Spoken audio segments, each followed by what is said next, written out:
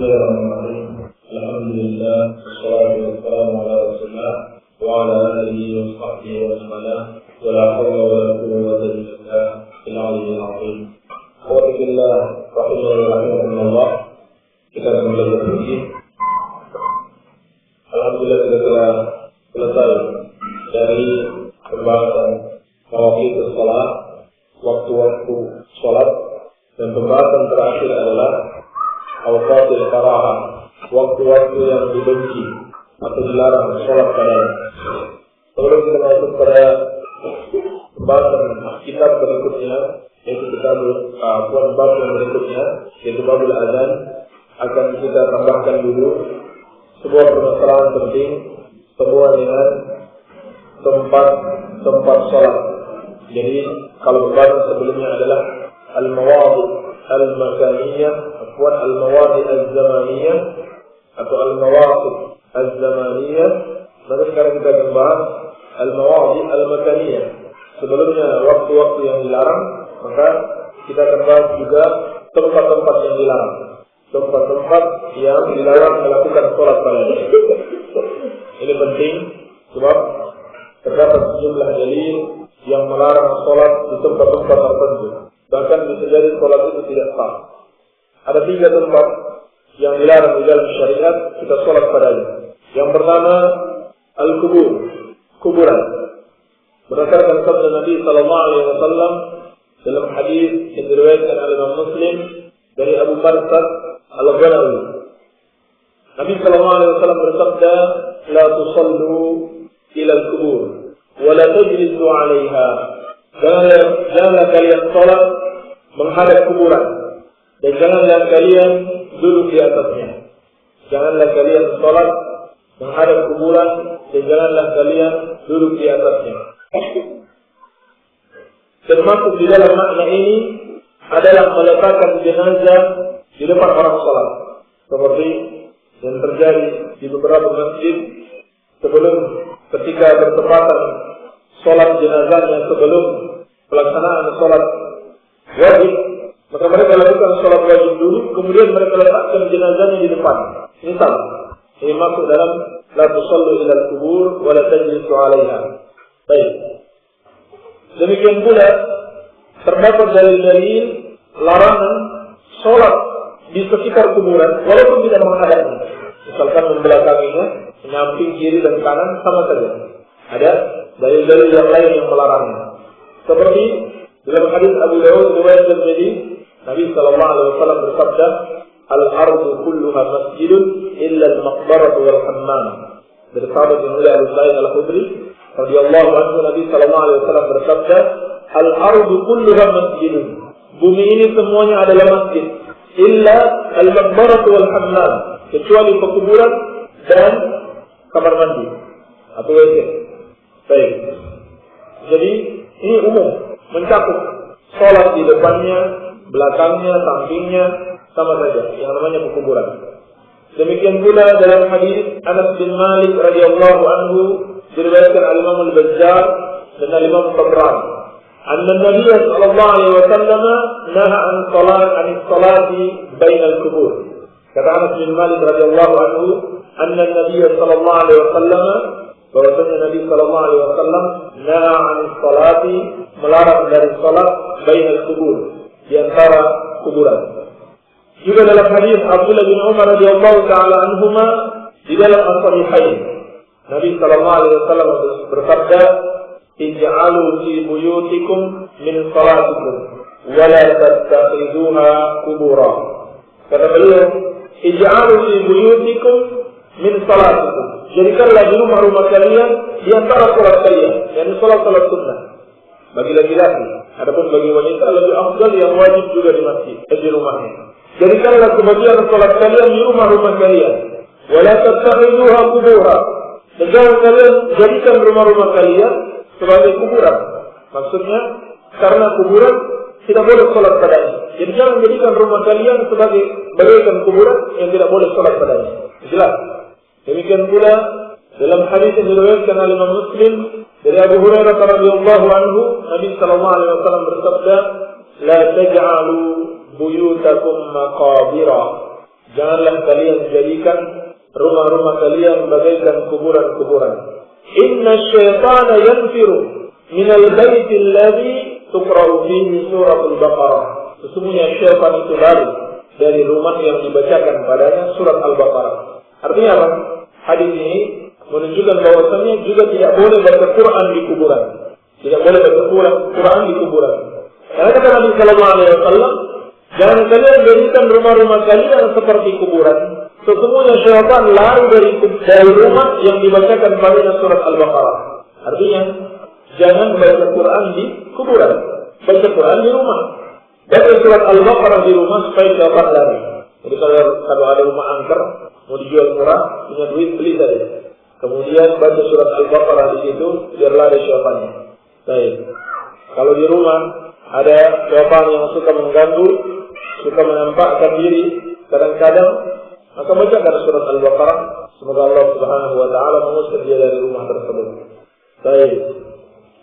Sampai Imam Ahmad rahimahullah taala berpendapat, man shalla fi maqbaratin aw ila qabrin a'ada abadan. Barang siapa yang salat di kuburan atau menghadap satu kubur, maka dia harus mengulang salatnya. Demikian pula kata Syekhul Islam Ibnu Taimiyah rahimahullah, wala tasihhu salatu fil maqbarati wala ilaiha. Jangan tidak sah salat di kuburan, tidak pula menghadapnya. Jadi hukum salat di kuburan itu mencakup di semua kuburan, kemudian tidak sah salatnya. Ini pendapat yang kuat. Baik. Demikian pula dilarang membangun masjid di kuburan. Kalau sholat saya sudah dilarang di situ, apalagi harus membangun masjid di situ. Sebagaimana dilarang menguburkan mayit di kuburan, di masjid. Nabi SAW bersabda, sebagaimana dalam hadis Aisyah Ummul Mukminin diriwayatkan oleh Imam Al-Bukhari, la'anallahu al-yahuda wan nasara ittakhadhu qubur anbiya'ihim masajida. Rasulullah SAW bersabda, semoga Allah melaknat orang-orang Yahudi dan Nasrani menjadikan kuburan-kuburan mereka sebagai masjid. Semoga Allah Subhanahu wa taala melaknat orang-orang Yahudi dan Nasrani yang menjadikan kuburan-kuburan nabi mereka sebagai masjid. Lalu kata Aisyah radhiyallahu anha, laula dzalika ubriza qabruhu ghaira annahu khashiya ay yattakhadha masjida. Kalau bukan karena hal itu, niscaya kuburan Nabi sallallahu alaihi wasallam akan diperlihatkan. Tetapi kuburan Nabi sallallahu alaihi wasallam di dalam rumah Aisyah tidak ada yang mungkin memasuki rumah Aisyah radhiyallahu anha ketika beliau sallallahu alaihi wasallam meninggal dunia. Kenapa? Karena Nabi sallallahu alaihi wasallam takut jangan sampai kuburannya dijadikan sebagai masjid, dijadikan sebagai tempat peribadahan. Demikian pula dalam hadis Aisyah radhiyallahu anha di dalam as-sahihain, ketika Ummu Salamah dan Ummu Habibah radhiyallahu taala anhuma menceritakan tentang gambar-gambar yang mereka lihat di gereja yang bernama Gereja Maria di negeri Habasyah. Apa kata Rasulullah sallallahu alaihi wasallam? Ulaika idza kana fihim ar-rajul salih famata banaw ala qabrihi masjidan. Mereka itu, ini orang-orang Nasrani negeri Habasyah, kalau di tengah-tengah mereka ada seorang yang saleh kemudian dia meninggal dunia, maka mereka akan bangun di atas kuburannya sebuah masjid. Kemudian mereka gambar di dalam masjid tersebut gambar-gambar bernyawa. Kata Rasulullah SAW, ulaika syirarul khalqi indallahi yaumil qiyamah. Mereka itulah seburuk-buruknya makhluk pada hari kiamat. Mereka itulah seburuk-buruknya makhluk pada hari kiamat. Jadi, larangan sholat di kuburan termasuk juga membangun masjid di kuburan. Dan itu termasuk dosa besar dan tidak sah sholatnya. Ini pendapat yang kuat. Berkata Al-Imam Al-Faqih Ibnu Hajar Al-Haytami di dalam Az-Zawaid, beliau adalah salah seorang ulama Syafi'iyah. Al-Kabiratu Tsalitsatu wa Tis'un ittikhadul qubur masajida. Dosa besar yang ke-93 adalah menjadikan kuburan sebagai masjid. Jadi Imam Ibnu Hajar Al-Haytami ulama besar dalam mazhab Syafi'i. Beliau punya buku yang berjudul Az-Zawajir, menjelaskan tentang macam-macam dosa besar. Dosa besar yang beliau sebutkan pada urutan 93 adalah menjadikan kuburan sebagai masjid-masjid. Oleh karena itu dalam riwayat Muslim, Nabi SAW memerintahkan Ali bin Abi Thalib, "Alla tad'a qabran musyrifan illa samaitahu illa sawaitahu. Alla tad'a turatan illa tamassahu, wa la qabran musyrifan illa sawaitahu." Jangan engkau biarkan suatu gambar bernyawa kecuali engkau hilangkan, dan kuburan yang ditinggikan kecuali engkau ratakan. Ini perintah Rasulullah sallallahu alaihi wasallam. Dan di masa Syekh Muhammad bin Abdul Wahhab rahimahullah, ketika beliau menguasai Al-Hijaz, yaitu negeri Haramain dan sekitarnya, terdapat banyak sekali kuburan yang dibangun. Lalu beliau menghancurkan kuburan-kuburan tersebut dan menghancurkan kubah-kubah yang dibangun di atasnya, dan memang kuburan-kuburan itu sudah bagaikan berhala yang disembah. Tetapi orang-orang Sufi dan Syiah itu tidak senang dengan apa yang beliau lakukan. Maka sampai hari ini di antara hal yang mereka jadikan sebagai barang celaan untuk mencela dakwah Ahlussunnah wal Jamaah, katanya menghancurkan kuburan orang-orang saleh atau peninggalan bersejarah Islam. Padahal Nabi sallallahu alaihi wasallam sendiri memerintahkan untuk menghancurkan kuburan yang dibangun. Demikian pula Imam Syafi'i rahimahullah taala berkata dalam kitabnya Al-Um, "Ra'aitu al-a'immata di Makkah ya'muruna bihadmil al-kubar atau bihadmi ma yubna." Seperti juga yang dinukil oleh Al-Imam An-Nawawi rahimahullah di dalam Syarh Muslim, kata Imam Syafi'i rahimahullah, "Aku melihat para imam di Makkah memerintahkan untuk menghancurkan apa yang dibangun, yakni kuburan yang dibangun." Lalu tiba-tiba ada sebuah organisasi yang bernama M dan U alias Nasi Uduk, itu kemudian mengatakan kuburan orang-orang soleh harus dibangun, harus diziarahi, walaupun seorang berasal dari jauh, melakukan safar kepada kuburan orang-orang soleh yang sudah dibangun sedemikian rupa, dan jangan ikuti ajaran Wahabi katanya yang menghancurkan kuburan orang-orang soleh. Padahal inilah mazhab Syafi'i rahimahullah, yang mereka itu mengaku-ngaku mengikuti mazhab Syafi'i, padahal bertentangan dengan mazhab Syafi'i. Dan telah tulis permasalahan ini sekilas di dalam buku Salam di Antara Tuduhan dan Kenyataan. Siapa yang mendapatkan faedah hadis-hadisnya dan juga ucapan para ulama, silakan dirujuk pada buku yang anda tulis tersebut. Baik. Dan bahkan di dalam hadis yang diriwayatkan oleh Imam Ahmad dari Abdullah bin Mas'ud radhiyallahu taala anhu, Nabi sallallahu alaihi wasallam bersabda, "Inna min syirarin nas man tudrikuhum as-sa'a wa hum ahya wa man yattakhidul qubura masajida." Sesungguhnya di antara manusia yang paling terburuk adalah mereka yang masih hidup ketika terjadi kiamat, dan orang yang menjadikan kuburan sebagai masjid. Demikian pula di dalam Sahih Muslim dari Jundub bin Abdullah radhiyallahu anhu, Nabi sallallahu alaihi wasallam bersabda, "Ala fala tattakhidul qubura masajida fa inni anhaakum an dzalik." Ketahuilah, jangan kalian menjadikan kuburan-kuburan sebagai masjid, karena aku melarang kalian dari hal tersebut. Hadis-hadis ini semua melarang menjadikan kuburan sebagai tempat sholat, juga sebagai tempat ibadah, baca Al-Quran, berzikir dan sebagainya. Kuburan itu hanya ada dua yang disyariatkan kita terhadap kuburan. Yang pertama, kita berziarah untuk mendoakan penghuni kubur tersebut. Yang kedua, sebagai pengingat kematian kepada kita. Ini tujuan ziarah, bukannya kita berzikir di situ, baca Yasin, apalagi sampai sholat di situ, apalagi sampai berdoa kepada penghuni kubur. Oleh karenanya, ulama menjelaskan ada 3 sebab kenapa dilarang sholat di pekuburan atau beribadah di situ, apalagi sampai membangun masjid di situ. Sebab yang pertama, fadl li dzari'ati syirk, seperti yang dikatakan Syekhul Islam Ibnu Taimiyah rahimahullah, adalah menutup sarana yang bisa mengantarkan kepada kesyirikan. Dan ini terbukti. Berapa banyak orang yang berziarah ke kuburan wali songo yang tadinya mungkin dia meyakini kuburan itu kuburan keramat, sehingga kalau dia berdoa kepada Allah di tempat tersebut, itu akan lebih dikabulkan. Lalu pada akhirnya bukan lagi mereka berdoa kepada Allah, tetapi mereka berdoa kepada penghuni kubur tersebut. Lalu Ulama untuk kiainya mengatakan itu kan cuma tawasul. Padahal itu tawasul yang syirik, bukan tawasul yang disyariatkan. Ini benar-benar terjadi. Dan juga anak sebutkan kisah di dalam buku Salat antara tuduhan dan kenyataan.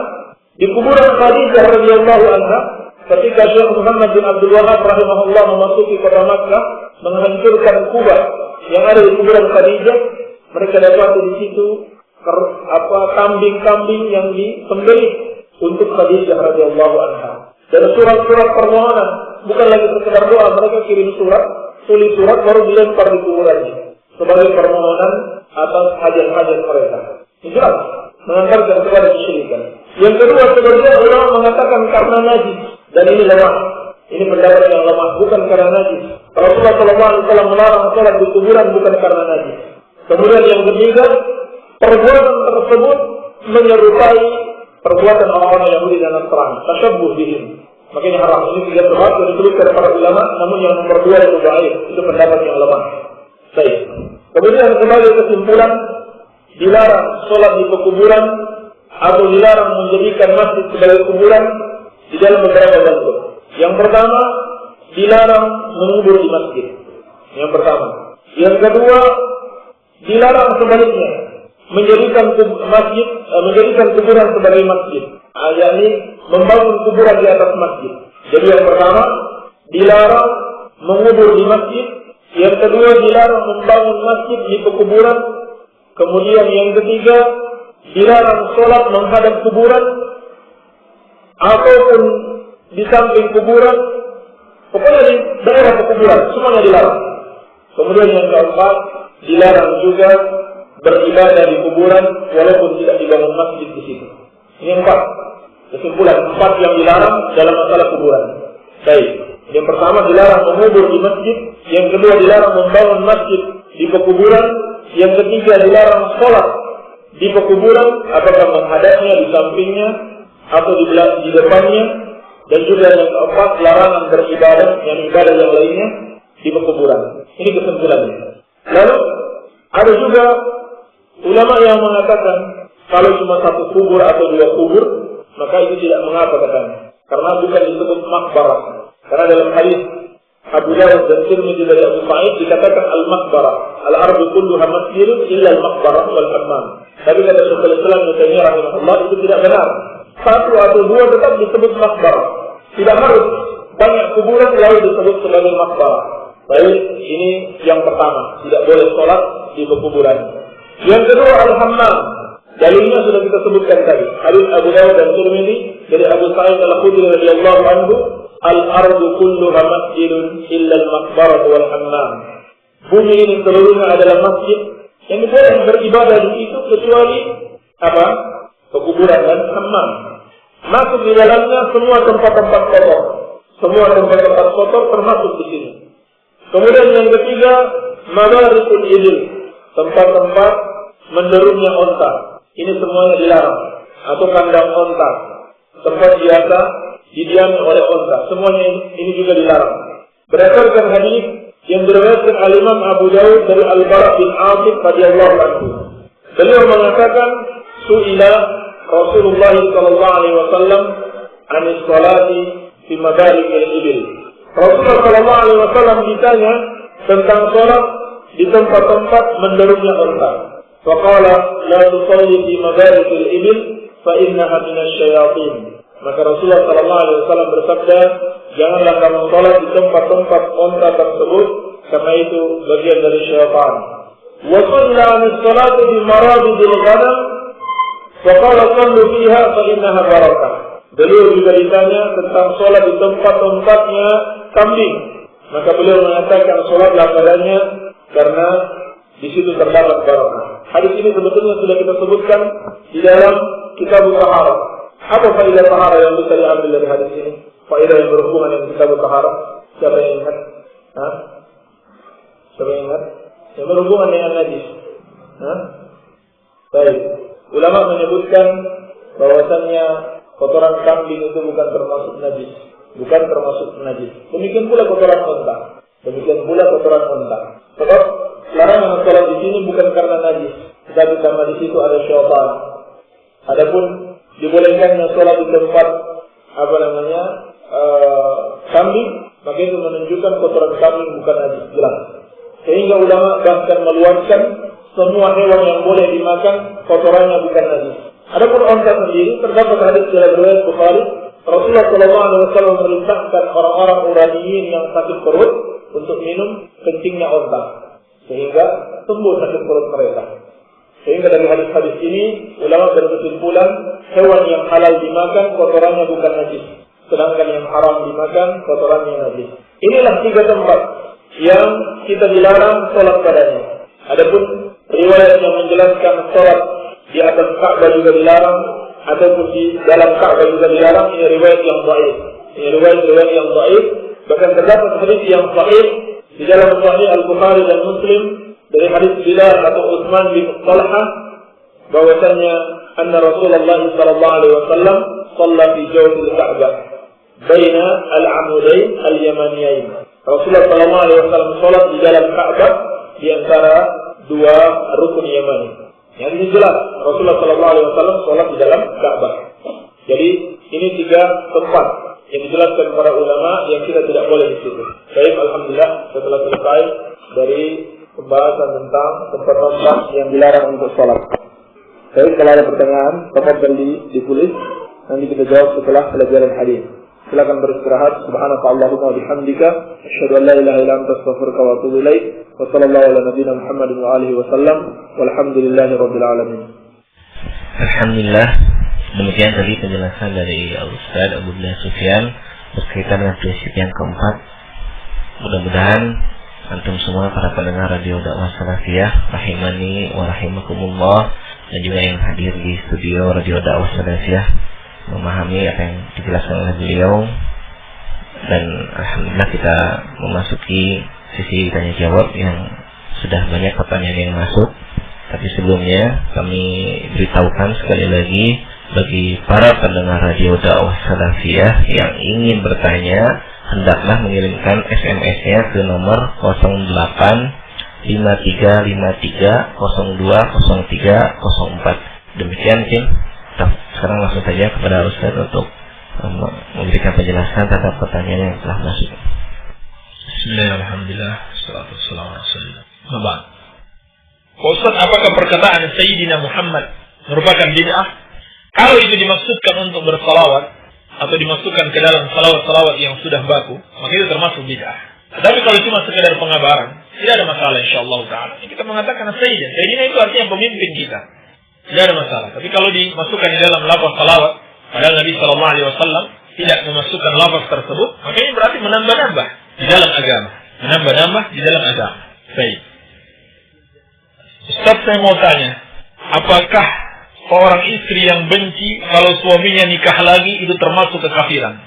Bolehkah minta cerai karena benci ke suami? Baik. Termasuk kekafiran kalau dia membenci syariat tersebut. Tapi kalau dia hanya benci kepada suaminya, maka itu bukan kekafiran, namun termasuk dosa besar. Membenci suami yang mau melakukan kebaikan. Iya. Tapi kalau bencinya hanya pada ketidaksukaan dia sebagai seorang wanita untuk bersaing dengan wanita lain, maka ini sifatnya tabiat, tidak termasuk dosa. Tidak termasuk dosa. Jadi, tergantung bencinya. Sebabnya karena apa? Kalau bencinya karena syariat membolehkan hal itu, maka ini termasuk kekafiran. Kalau tidak, maka tidak sampai pada kekafiran. Dan tidak sepatutnya seorang wanita sampai meminta cerai kalau suaminya mau menikah lagi. Bahkan harus mendukung. Karena hal itu merupakan kebaikan. Hal itu merupakan kebaikan. Iya. Oleh karenanya Nabi sallallahu alaihi wasallam telah memperingatkan, wanita itu kurang akal dan agamanya. Karena banyak sekali kebaikan yang mereka tidak bisa menerima dengan perasaan mereka. Banyak menggunakan perasaan, padahal banyak sekali kebaikan di balik itu. Ya. Coba bayangkan kebaikannya, ini sebagai contoh saja, akan semakin banyak wanita yang dapat diberikan nafkahnya. Kalau suaminya menikah lagi, berarti semakin banyak wanita yang diselamatkan dan diberikan nafkah. Iya. Demikian pula dapat mewujudkan keluarga besar, semakin banyak anak-anak yang saleh apabila dididik dengan didikan yang benar. Ini jelas suatu kebaikan. Sebagaimana antara istri-istri ini bisa bertahun untuk membantu suaminya. Jadi, ini tidak sepatutnya ini dilakukan oleh seorang wanita. Iya. Wallahu a'lam. Apakah tercela taklid atau fanatik pada Allah dan Rasulnya, atau pada Al-Quran dan Sunnah, atau pada bagian-bagian Islam? Bagaimana hukum orang yang berpendapat tercela?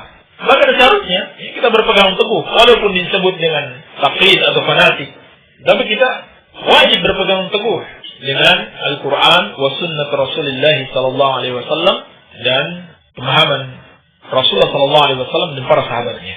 Baik. Dan tidak sepatutnya seorang Muslim yang mencela hal tersebut. Saya Udin, mengapa sadaqallahul azim itu bid'ah, sedangkan dalam Al-Quran ada? Ada di mana nih? Surat apa, ayat berapa dalam Al-Quran? Kalaupun ada, apakah disyariatkan ucapan tersebut dibaca setelah sehabis baca Al-Quran atau tidak? Baik. Ini yang perlu dipahami. Kalaupun ada dalam Al-Quran, dan kalau ada ayat berapa, surat apa ayat berapa, dan kalaupun ada, apakah boleh dikhususkan bacaan tersebut dibaca setiap kali kita habis baca Quran? Itu harus perlu dalil tersendiri, perlu dalil khusus. Iya. Ya, sepanjang yang kita ketahui tidak ada kedua-duanya. Atau mungkin yang dimaksudkan di sini tercetak di Al-Quran. Nah, kita katakan ini Al-Quran dicetak oleh berbagai penerbit.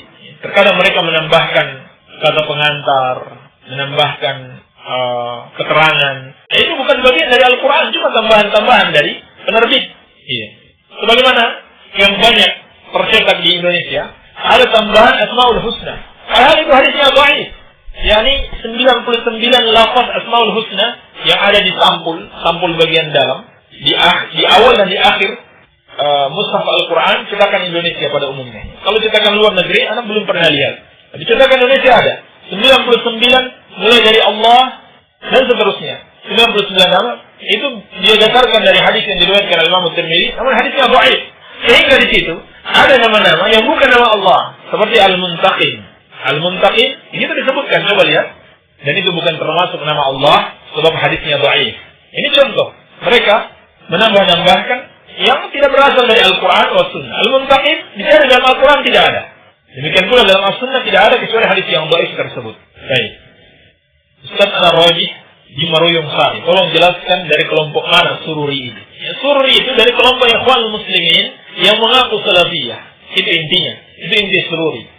Mencampurkan antara akidah Salafiyah dan manhaj Ikhwanul Muslimin. Dan di antara bentuknya mereka menentang pemerintah kaum muslimin atau memberontak kepada pemerintah kaum muslimin, walaupun terkadang tidak sampai memberontak dengan senjata, tapi dengan kata-kata seperti dengan demonstrasi atau dengan menulis artikel celaan-celaan kepada pemerintah di media massa. Jadi, mohon maaf Ustaz, saya mimpi ada belang-belang putih di leher dan di pipi.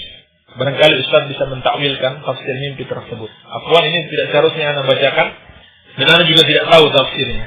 Kalau kita punya tafsir mimpi, kita punya mimpi, jangan diceritakan kepada sembarang orang, kecuali orang yang memahami masalah. Karena tidak tahu tafsirnya apa. Allah alam.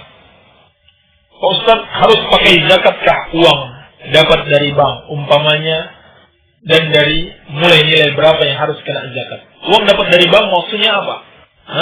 Kalau maksudnya uang bunga, maka ini haram. Haram diambil. Haram diambil uang dari bunga bank. Baik. Demikian pula kalau itu berupa hadiah dari bank, dan hadiah itu berdasarkan karena kita menabung di sini, ini sama riba. Ini termasuk riba. Tidak boleh diambil. Baik. Adapun nilai berapa yang harus kena zakat? Ya seperti nisab emas dan perak. Diambil mana yang paling ringan, yang paling rendah. Dan pada umumnya perak itu paling rendah. Dan nisab perak 595 gram.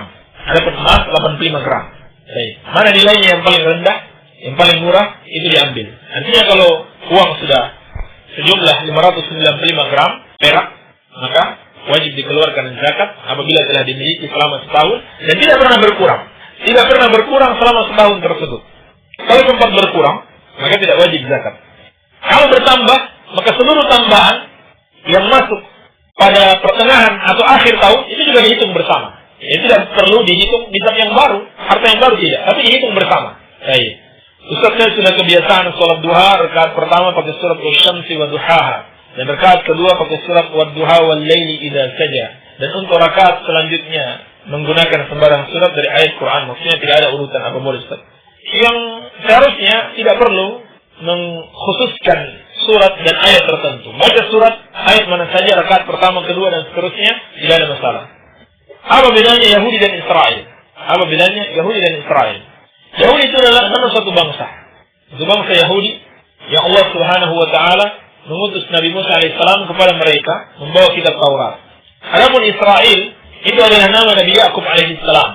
Oleh karena itu, jangan kita namakan negara Yahudi dengan Israel. Termasuk kesalahan kita menyebut mereka dengan Israel, dan mereka bangga dengan sebutan itu. Padahal itu adalah nama Nabi yang mulia, Nabi Yakub alaihissalam. Baik. Barangkali ini saja yang bisa kita jawab. Semoga ada manfaatnya. Lebih dan kurangnya saya mohon maaf. Yang benar itu dari Allah Subhanahu wa Ta'ala, dan yang salah dari kebodohan kami dan dari syaitan. Subhanaka Allahumma wa bihamdika, asyhadu an la ilaha illa anta, astaghfiruka wa atubu ilaik. Wa sallallahu ala nabiyyina Muhammadin wa alihi wa sallam. Walhamdulillahirabbil alamin.